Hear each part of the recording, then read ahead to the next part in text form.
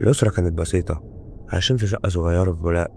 الأب حسن موظف في بنك، عاقل وراسي وفاهم الدنيا حواليه، بس جواه فضول غريب ناحية العالم التاني. الأم أمينة ست بيت محترمة وملتزمة، وبنتهم ليلى عندها 7 سنين، ذكية بس من وهي صغيرة كانت بتحلم بكوابيس غريبة. يوم حسن شاف إعلان عن شقة في شارع الرقعة، بيت 3 طوابق وسعره غريب، بس مسار قال لهم البيت قديم بس متين، الناس بتبعد عنه شوية أصله فاضي بقاله كتير. أمينة ما كانتش مرتاحة، بس حسن أصر ونقله. أول ما دخلوا ليلى وقفت قدام أوضة في آخر الطرقة وسكتت خالص. فجأة قالت في صوت بيندهلي بيقول لي ادخلي. في أول أسبوع الكهرباء كانت بتقطع كل يوم الساعة 3 و7 دقايق الصبح، كانت ثابتة بالميعاد ده.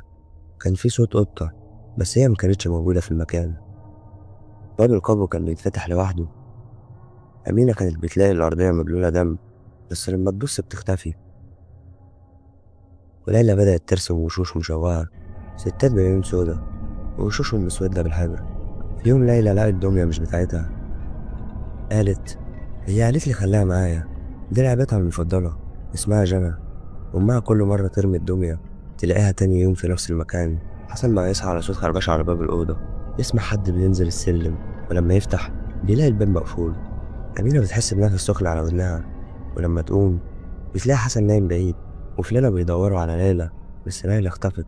فضلوا يدوروا عليها، سمعوا صوت ضحكها من تحت. مين؟ من القبو.